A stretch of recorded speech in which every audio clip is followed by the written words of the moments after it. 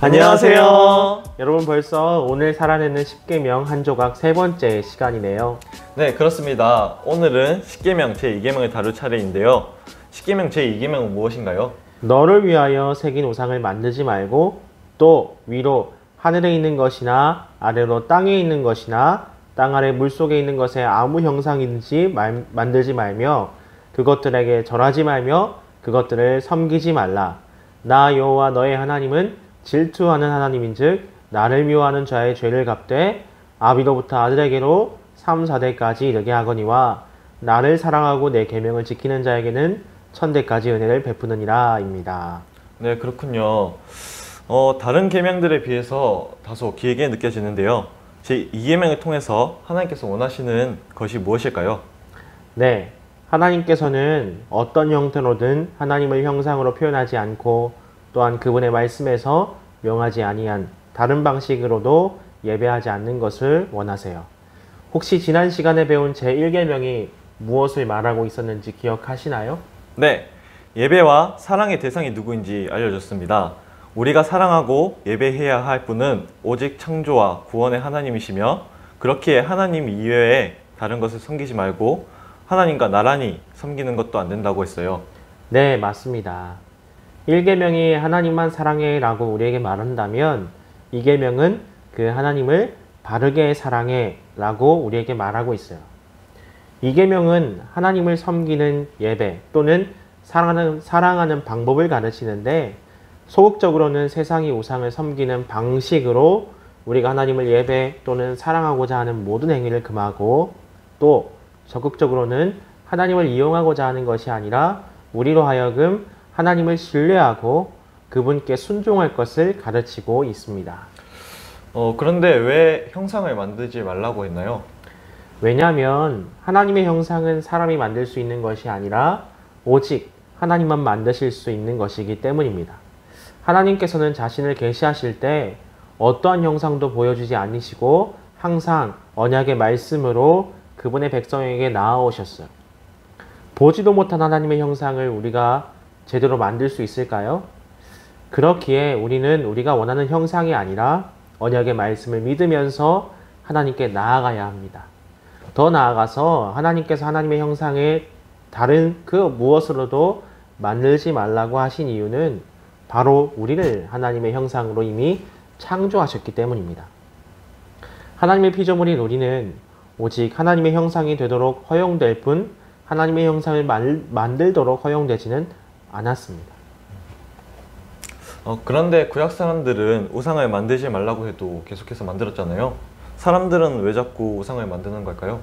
그 이유는 제2계명에도 너를 위하여라고 말하고 있는 것처럼 어떤 식으로 정당화되든지 간에 사람들은 결국 자기 행복을 위해서 우상을 만들고 섬기게 됩니다. 사람들은 보이거나 보이지 않는 신의 형상을 자신의 삶에 만들어 둠으로써 신이 자기 옆에 있다고 생각하기 시작하거든요. 우상이 자기들에게 있으면 그 우상이 나타내는 신도 자기들과 함께 있으면서 자기들의 편이 되어줄 것이라고 생각을 한다는 거죠. 신을 가까이 둘 수 있다고 생각하게 되면 그 다음에 사람들은 그들 곁에 있는 신을 종교적인 예식을 통해서 우리가 잘 알고 있는 그 예배를 통해서 자기들이 이용하거나 조종할 수 있다고 생각하게 되거든요. 그렇군요. 근데 하나님께서도 질투를 하실 수 있나요? 네, 맞습니다.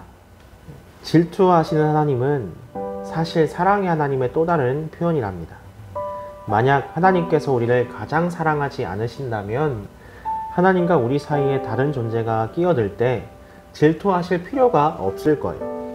하지만 하나님께서는 우리를 다른 그 무엇과 비교할 수 없을 정도로 가장 사랑하시기에 우리가 바람을 필 때 마땅히 해야 할 그 질투를 하시는 거죠. 우리가 질투를 시기, 시샘 혹은 열등감의 표출과 동일시하다 보니 질투를 부정적으로 여기기도 하지만 하나님의 질투는 바로 자기 백성을 향한 하나님의 사랑이자 하나님의 열심입니다. 저희를 향한 하나님의 사랑과 열심은 참으로 놀랍네요. 그런데 저희가 하나님의 형상이라고 하는데 하나님의 형상이 정확히 뭘까요? 하나님은 자신을 형상화하지 말라고 명하셨거든요. 그것은 오직 하나님만이 자신의 형상을 만드실 수 있기 때문이라는 것을 우리가 앞서 배웠습니다. 하나님께서 사람을 그분의 형상대로 만드셨지만 죄로 인해 그 형상이 깨져버렸거든요. 네. 그래서 우리가 서로를 볼 때 하나님을 보지 못하지 않습니까? 하지만 하나님께서는 친히 당신의 형상을 우리에게 가장 분명히 보여주셨어요. 바로 참 사람이자 참 하나님이신 예수 그리스도이십니다. 그런데 여기서 하나님의 형상은 단순히 예수님의 외모를 말하는 것이 아니라 예수님께서 자신의 존재와 삶을 통해 보여주신 사역을 의미합니다.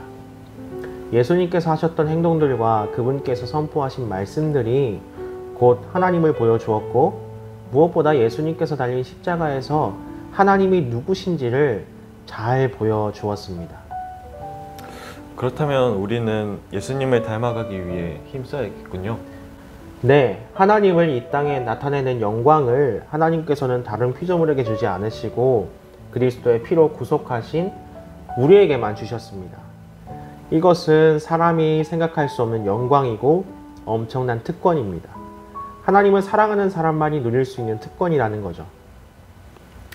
그럼 오늘날 우리는 어떻게 이 계명을 지킬 수 있나요? 네, 어떻게 지킬 수 있는지 한번 살펴보러 가볼까요? 자, 다 함께 보시죠. 실천사항 첫 번째, 영상 더보기란에 있는 설교 노트를 다운받아 예배 시간 설교 말씀을 필기합니다.